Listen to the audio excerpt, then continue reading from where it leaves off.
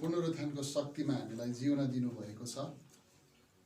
अनि आजको विशेष गरेर विशेष सन्देश नै यही हो कि प्रभु बाहुरी उठ्नु भएको, पुनरुत्थान हुनुभएको जीवन चाहिँ तपाईँ अनि ममा भएर अगाडि बढ्नु जरुरी हुन्छ।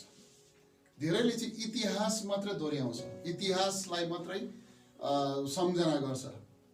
यो पनि एउटा इसाई अब मतलब यसलाई हामीले हेऱ्यौँ भनेदेखिलाई क्रुसिफिकेसन यीशु ख्रिस्टको थुप्रोले भन्छ नि अहिले है, तपाईँ संसारको माहौललाई तपाईँले विचार गर्नुभयो भनेदेखिलाई म हिजो अस्ति पनि 2-3वटा यो युट्युबहरूमा मैले हेर्दै गरेको ठुला यसरी नेताहरूले पनि शुभकामना दिँदै गरेको क्या त। अब गुड फ्राइडेको शुभकामना, इस्टरको शुभकामना। एउटा शुभकामना दिने कुरा मात्रै होइन, यो एउटा पर्व होइन, एउटा चाड होइन, यो चाहिँ परमेश्वरको शक्ति हो। अस्ति हामीले क्रुसको बारेमा हेर्दै गर्दा हामीले परमेश्वरको शक्ति हो भन्ने कुरोलाई हामीले हेर्दै थियौँ भने आज पुनरुत्थान चाहिँ तपाईँ मेरो जीवनमा पुनरुत्थानको जीवनलाई परमेश्वरले त्यो शक्तिको रूपमा जिउन दिनुहुन्छ। र बडो मिठो मिठो कुराहरू हामी सबैकोबाट हामीले सुन्यौँ अहिलेको समयमा। म र यति बेला म तपाईँहरूसँग छोटो रूपमा परमेश्वरको सन्देश अथवा यही कुराहरूलाई समेटेर म 1-2वटा कुराहरू म भन्न गइराखेको छु। र पहिलो कुरा चाहिँ पहिलो पद हामी पढ्नेछौँ एज्राको किताब 9:9 पद।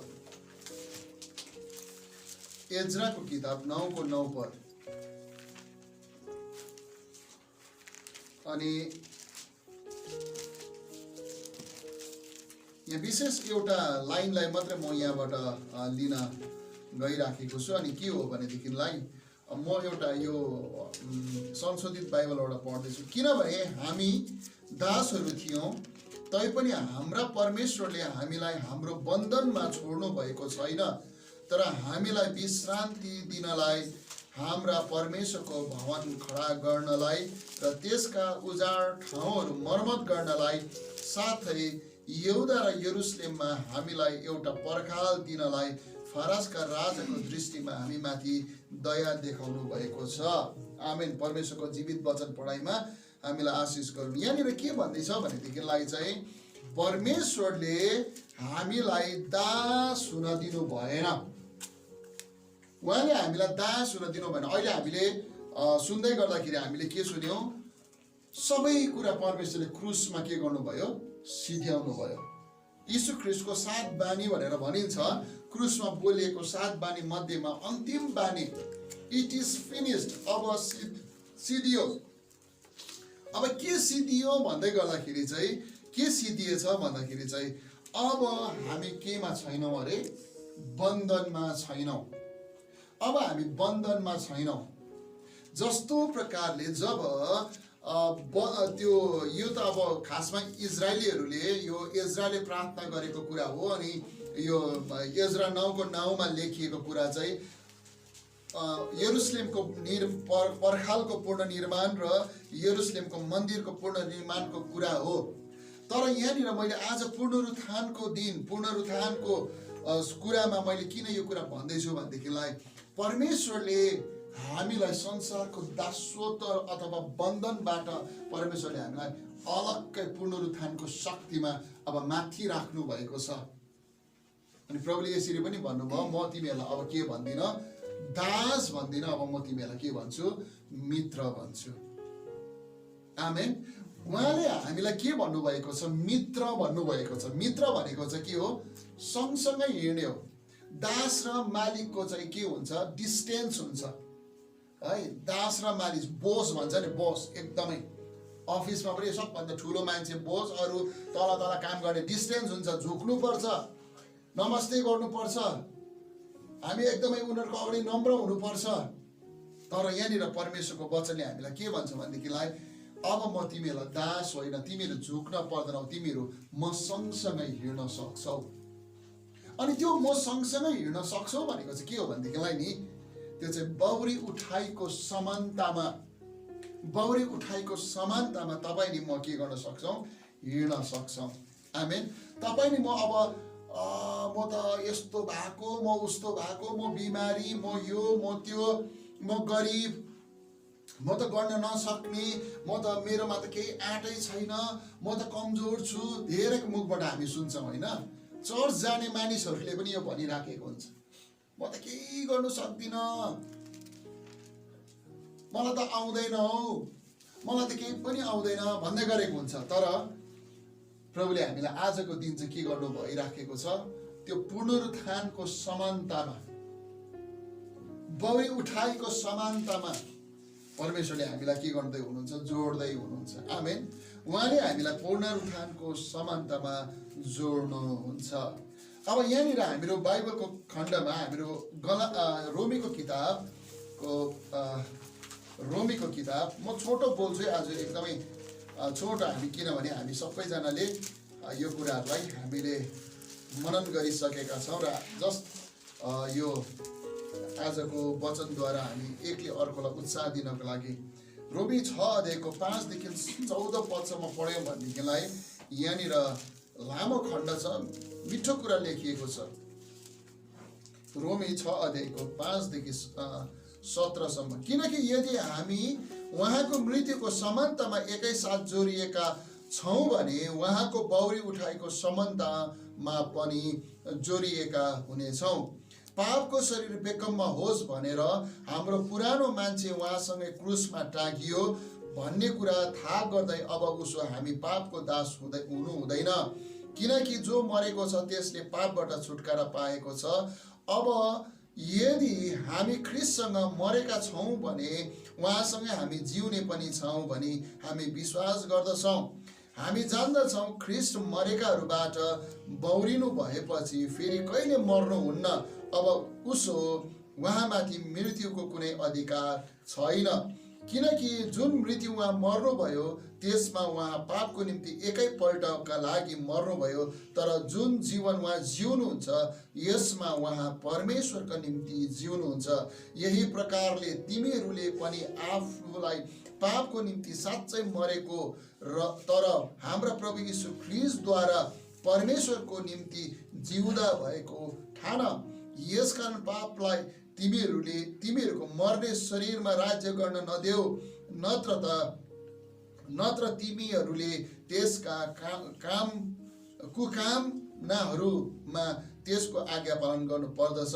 न त आफ्ना अङ्गहरूलाई नै अधर्मका हतियारहरूको रूपमा पापको वंशमा सुम्प, तर मरेकाहरूबाट जिउँदा भए झै गरी तिमीहरूले आफूलाई परमेश्वरको वंशमा सुम्प र तिमीहरूका अङ्गहरूलाई चाहिँ धार्मिकताका हतियारहरूको रूपमा परमेश्वरको वशमा सुम्प।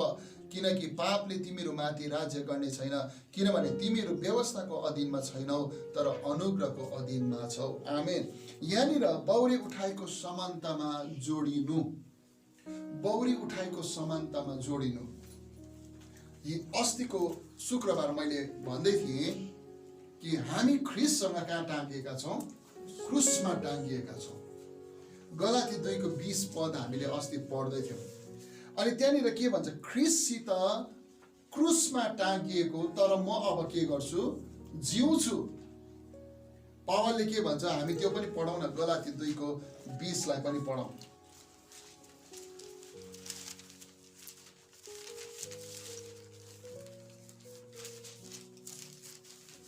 म ख्रीष्टसित क्रुसमा टाँगिएको छु तरै पनि म जिउँछु। त्यसो पनि त होइन, तर ख्रीष्ट म भित्र जिउनुहुन्छ। अनि जुन जीवन म अहिले शरीरमा जिउँछु त्यो म परमेश्वरको पुत्रको विश्वासद्वारा जिउँछु, जसले मलाई प्रेम गर्नुभयो र आफैलाई मेरो निम्ति दिइहाल्नुभयो। म कसको निम्ति जिउँछु? अब परमेश्वरको पुत्रद्वारा म जिउँछु। परमेश्वरको पुत्रमा भएर म जिउँछु। परमेश्वरको पुत्रमा भएर जिउनु भनेको चाहिँ त्यो पुनरुत्थित जीवन जिउनु हो। अनि पुनरुत्थित जीवन जिउनु भनेको चाहिँ संसारको लेखी मर्नु। क्रुस भनेको चाहिँ म ख्रीष्टसित क्रुसमा टाँगिएको छु। यदि यीशु ख्रीष्ट क्रुसमा टाँगिएकै भएर अघि हामीले सुन्दै थियौँ होइन, प्रभु यीशु ख्रीष्ट बाउरी उठ्नु नभएको भएदेखिलाई क्रुसको अर्थ पनि के हुन्थेन, शक्तिशाली हुन्थेन, क्रुसको अर्थ पनि बनिन्थेन, क्रुसको अर्थ पनि लाग्थेन। सुन्दै थियौँ हामीले क्रुससँग चाहिँ के हुन्छ अरे, शैतान डराउँछ। क्रुस चाहिँ यस्तो खालको प्रतीक हो, यस्तो खालको चिन्ह हो जुन चिन्हमा चाहिँ के छ, शक्ति छ। क्रुस चाहिँ प्रेमको चिन्ह हो। क्रुस चाहिँ यो हो भन्ने कुरा हामीले हेरिसकेका छौँ। अनि त्यो क्रुसमा यीशु मरेको भएर चाहिँ उहाँ बाउरी उठ्नु नभएको भएदेखिलाई चाहिँ क्रुसको के हुन्थेन, अर्थ हुन्थेन। त्यो एउटा, किनभने त्योभन्दा अगाडि मैले अस्ति पनि भन्दै थिएँ, त्योभन्दा अगाडि पनि धेरै रोमी साम्राज्यले रोमीहरूको अपराधीहरूलाई के गर्थे, क्रुसमा झुन्डाएर मार्थे। अनि क्रुस चाहिँ के थियो, त्यो मानिसहरू कहिले पनि बाउरी उठेन। तर जब यीशु ख्रीष्ट क्रुसमा चढ्नुभयो, मर्नुभयो, अनि तेस्रो दिनमा बाउरी उठ्नुभयो, त्यो क्रुसको अर्थ अर्कै भएर आयो। अनि आजको क्रुसले चाहिँ तपाईँ मेरो जीवनमा एउटा शक्तिलाई ल्याउँदछ। अनि त्यो क्रुसमा मरेको यीशु चाहिँ तेस्रो दिनमा बाउरी उठ्नुभयो। अघि हामीले पढ्यौँ, ढुङ्गा हट्यो, ढुङ्गा गुडाइयो त्यहाँबाट। अब त्यो ढुङ्गाले पनि रोक्न सकेन, गीत गाउँदै थियो नि होइन, ढुङ्गाले रोक्न सकेन उनको शरीरलाई, पहराले थाम्न सकेन बाउरी उठ्नलाई।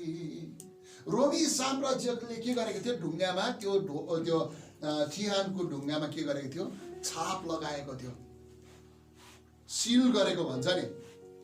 कसैको कुनै अब लोन लिएर घर बनाएको छ, अनि त्यो लोन तिरिएन भनेदेखिलाई घर चाहिँ सरकारले के गर्छ, त्यो ब्याङ्कले सिल गर्छ, अनि त्यहाँनिर के लाउँछ, मोहर लाउँछ। यो चाहिँ कसैले पनि खोल्नु पाउँदैन। रोमी राज्यले, रोमी राजाको अधिकारीहरूले पनि यीशु ख्रीष्टको चिहानको त्यो मुखमा ढुङ्गा राखिएको ठाउँमा चाहिँ के राखेको थियो, सिल लगाएको थियो। त्यति मात्रै होइन, पहरा पनि राखेको थियो, त्यहाँनिर चौकीदार पनि राखेको थियो। एउटा कुरा के थियो भनेदेखि अगमवक्ताहरूको वचन अनुसार अनि यीशु आफैले भनेको अनुसार के थियो, म पापीहरूको हातमा सुम्पिनु, अनि मारिनु, अनि गाडिनु, र तेस्रो दिनमा बाउरी उठ्नु भन्ने कुरा चाहिँ के गरेको छ, यो चाहिँ। अनि उहाँले बाउरी उठ्छु, म पुनरुत्थान हुन्छु भनिकन उहाँले भन्नुभएको थियो। अनि हामीहरू यूहन्नाको 11 अध्यायको 25 पदमा पढ्यौँ भनेदेखिलाई उहाँले यसरी भन्नुहुन्छ, पुनरुत्थान र जीवन म नै हुँ, पुनरुत्थान र जीवन म नै हुँ, र मलाई विश्वास गर्ने मर्यो भने पनि के गर्नेछ, बाँच्नेछ। यीशु ख्रीष्टको त्यो पुनरुत्थानको त्यो शक्ति चाहिँ केले पनि के गर्न सकेन, रोक्न सकेन। त्यस कारणले गर्दाखेरि यहाँनिर पावलले के भन्छ भनेदेखिलाई, तिमी ख्रीष्ट यीशुसँग, यदि तिमी ख्रीष्ट यीशुसँग तिमी क्रुसमा तिमी मरेका छौ भनेदेखिलाई अब ख्रीष्ट यीशुसित तिमी के पनि भएका छौ, बाउरी पनि उठेका छौ, अथवा पुनरुत्थान पनि भएका छौ। तिमी आफै चाहिँ अब आफ्नो होइनौ, तर तिमी कसको हौ, यीशुको हौ। अब हामी यहाँनिर जो हामी छौँ, हामी त्यो पुनरुत्थानको समानतामा उभिएका मानिसहरू छौँ। हामी त्यत्तिकै होइनौँ, हामीहरू कमजोर होइनौँ। हाम्रो बिमार कहाँनिर गयो, यीशु ख्रीष्टको क्रुसको मृत्यु, यीशु ख्रीष्ट गाडिनु भयो। उहाँले त्यो कात्रो र लुगालाई त्यहीँनिर छोडेर उहाँ के गर्नु, बाहिर निस्किनु भयो, महिमित शरीरमा निक्लिनु भयो। यस्तो खालको अलौकिक शरीरमा उहाँ निक्लिनु भयो, जुन अलौकिक शरीरले चाहिँ हाम्रो जीवनलाई अब अलौकिक बनाउँदछ, सुपर नेचरल बनाउँदछ। हामीहरू अरू मानिसहरू जस्तै साधारण रूपमा हामीहरू देख्दछौँ, तर जब हामीहरू परमेश्वरको पुनरुत्थानको शक्तिमा हामी जब उभिन्छौँ, हामीहरू अरूको अगाडि एउटा अलौकिक मान्छेको रूपमा हामीहरू उभिराखेका हुन्छौँ। अनि पावलले त्यसै कारणले गर्दाखेरि, पावलको समयमा पावलले सुसमाचार प्रचार गर्दै जाँदाखेरि थुप्रो मानिसहरूले त्यहाँनिर के गरेको छ, अरूले पनि थुप्रो शिक्षाहरू ल्याएको छ। तपाईँले कलसीको किताबको कलसीको 2 अध्यायको 11 देखि 23 सम्म पढ्नुभयो भनेदेखिलाई त्यहाँनिर के पाउँछ भनेदेखिलाई चाहिँ त्यहाँ थुप्रो यस्तो कलसीको किताब 2 अध्यायको 2 अध्यायको 11 देखि तपाईँले हेर्नुभयो भनेदेखिलाई 11 देखिको 23 सम्म हेर्नुभयो भनेदेखिलाई चाहिँ त्यहाँ के को बारेमा लेखिएको छ भन्दाखेरि चाहिँ नि रीतिविधिको बारेमा कलसीको मण्डलीभित्र चाहिँ थुप्रो मानिसहरू प्रवेश गरे। कतिजना आए, शिक्षकहरू आए, अनि उनीहरूले के भने खतना हुनु जरुरी छ, मोसाको व्यवस्था अनुसार खतना हुनु जरुरी छ भनिकन उनीहरूले सिकाउन सुरु गरे। उनीहरूले थुप्रो प्रकारको चाडबाडको कुराहरू सिकाउन सुरु गरे। अब तिमीले निस्तार चाड मनाउनु पर्छ, तिमीहरूले यस्तो खालको चाडहरू मनाउनु, तुरैको चाड मनाउनु पर्छ, यो चाड मनाउनु पर्छ, तिमीले स्वर्गदूतलाई पनि आराधना गर्नुपर्छ भनिकन यहाँनिर ती मानिसहरूले कलसीको मण्डलीलाई सिकाउन थाले। रीतिविधि, सिद्धान्तहरू, अनेक प्रकारका कुराहरू, बाइबलका कुराहरूदेखि, बाइबलदेखि अलिक परका कुराहरू, रीतिविधि भन्छ नि। हाम्रो मण्डली, थुप्रो मण्डलीहरूमा सिद्धान्तहरू हुन्छ, आफ्नो आफ्नो सिद्धान्त भन्छ नि। तर वास्तवमा हाम्रो सिद्धान्त चाहिँ के हो? परमेश्वरको पवित्र बाइबल हो। प्रभु हामीसँग यहाँ बोल्नु भएको छ। प्राचीन समय, हिब्रू 1:1 भन्छ, प्राचीन समयमा अगमवक्ताहरूद्वारा परमेश्वर के गर्नुभयो? विभिन्न तरिकाले बोल्नुभयो भनेर भनेको छ।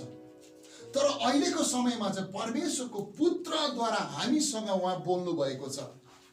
यो तपाईँ नि म पुनरुत्थानको शक्तिमा उभिने मान्छे हो भनेदेखिलाई तपाईँ नि मलाई सिद्धान्त, यो अरे, त्यो अरे, यस्तो अरे, उस्तो अरे, स्वर्गदूत, यो स्वर्गदूतको कतिवटा कुराहरू हुन्छ यहाँनिर, स्वर्गदूतलाई आराधना गर्ने कुराहरू, स्वर्गदूतले भनेको कुराहरू, स्वर्गदूत स्वर्गदूत स्वर्गदूत नो।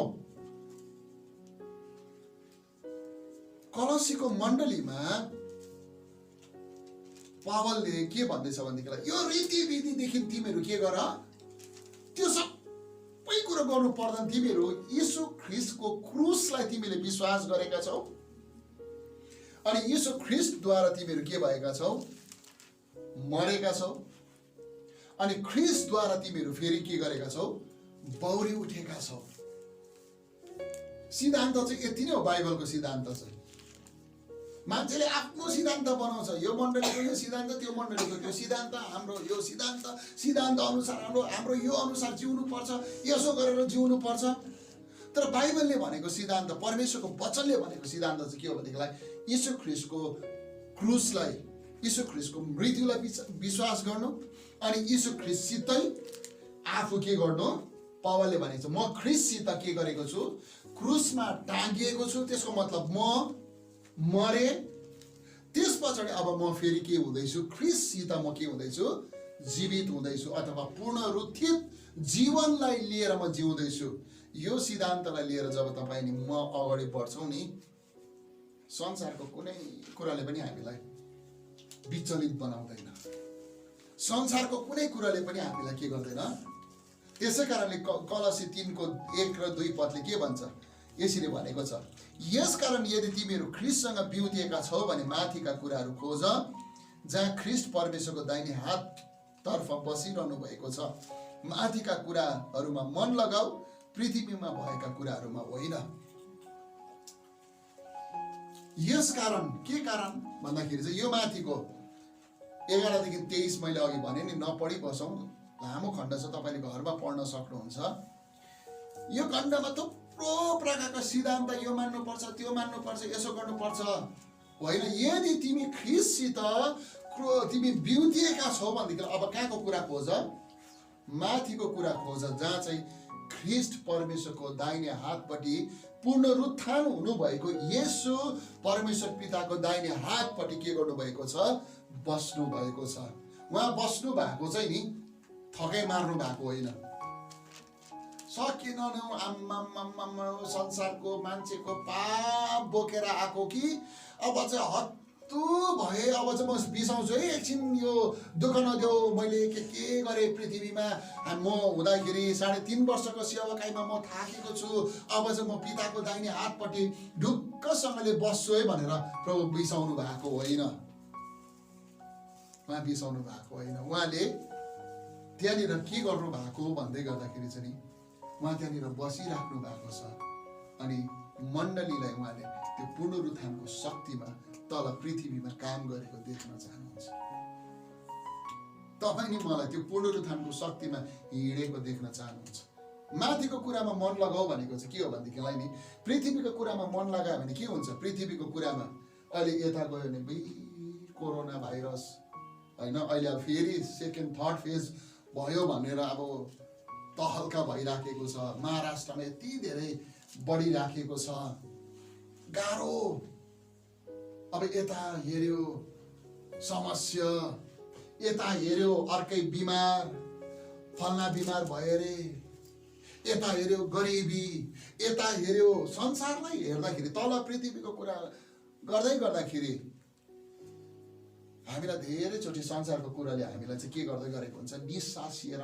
मार्दै गरेको हुन्छ तर शक्तिशाली कुरा चाहिँ के हो भनेदेखिलाई माथि चाहिँ परमेश्वर पिताको दाहिने हातपट्टि चाहिँ को हुनुहुन्छ पुनरुत्थान भएको येशू हुनुहुन्छ आमेन सबै कुराबाट सबै कुरालाई तल चिहानभित्र राखेर महिमित रूपमा पुनरुत्थान भएको येशू माथि हुनुहुन्छ अनि पावलले भन्छ यीशुसित यदि तिमी जिउँछौ भनेदेखिलाई चाहिँ कहाँनिर हेर माथि हेर न माथि को बस्नु भएको छ पुनरुत्थान हुनुभएको पौडी उठ्नु भएको यीशु त्यहाँनिर बस्नु भएको छ अनि हामी भन्छौँ येशू तपाईँ पौडी उठ्नु भएको जिउँदो प्रभु मलाई यो चाहियो मलाई यो कुराको लागि खाँचो पर्यो यो कुराको लागि भयो भनेर तपाईँ नि म प्रभुको अगाडि जान्छौँ भनेदेखिलाई उहाँले त्यो सबै कुराहरू हाम्रो निम्ति ल्याउनु हुनेछ शक्तिशाली कुराहरू छ यसै कारणले गर्दा पावलले के भन्छ तिमी ख्रीष्टको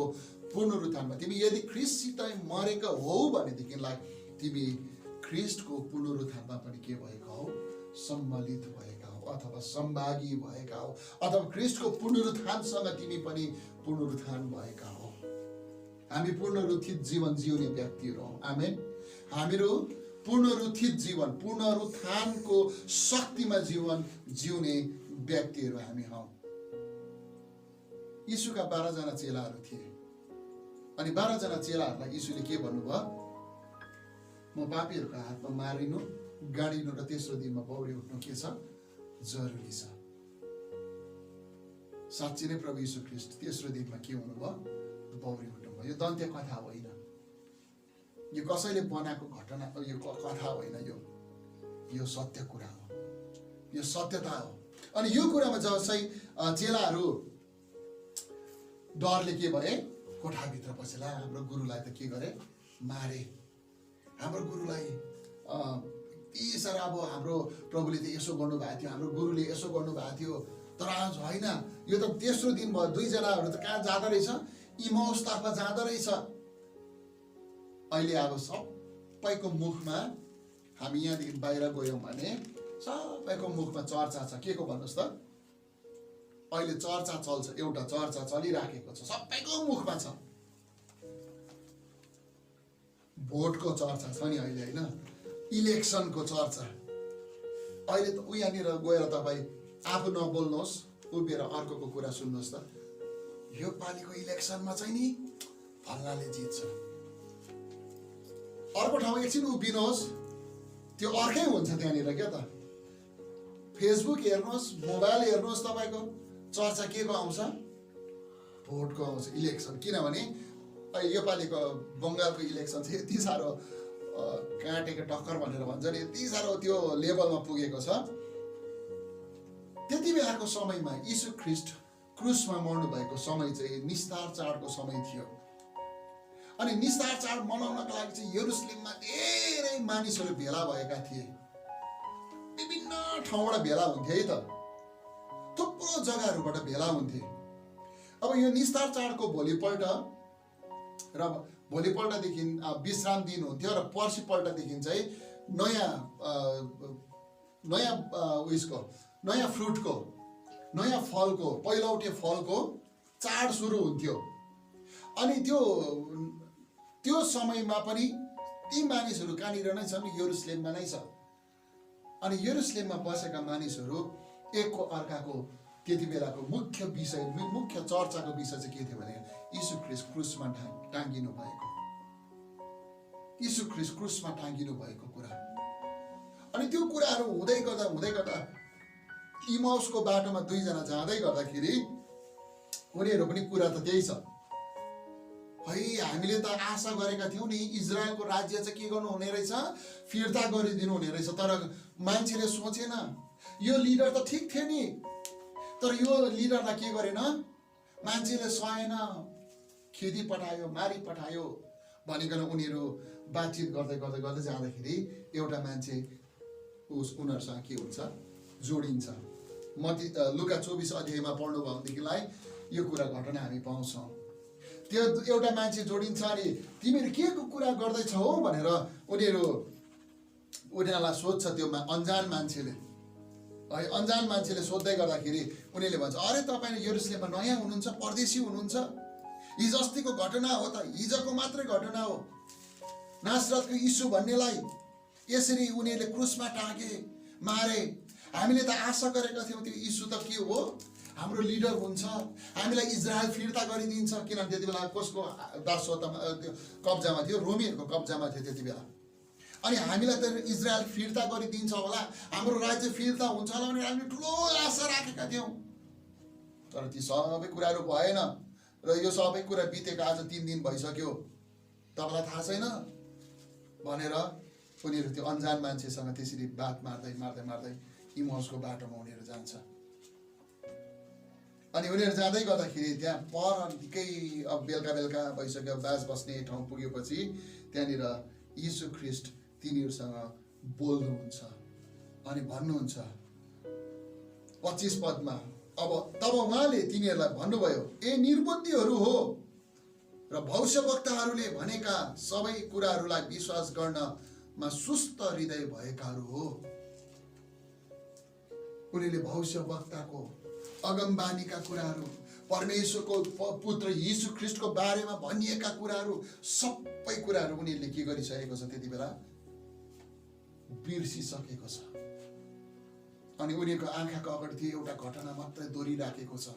तर यीशु ख्रीष्ट मरिसके पछाडि तेस्रो दिनमा बौरी उठ्नुहुन्छ, पुनरुत्थान हुनुहुन्छ भन्ने कुरोलाई उनीहरूले के गरेको छैन, उनीहरूको त्यो हृदयबाट निकालिसकेको छ, आशा हराइसकेको छ। तर बोल्ने व्यक्ति, उनीहरूसँग बोल्ने व्यक्ति त्यही पुनरुत्थान भएको येशू हुनुहुन्थ्यो। आमेन।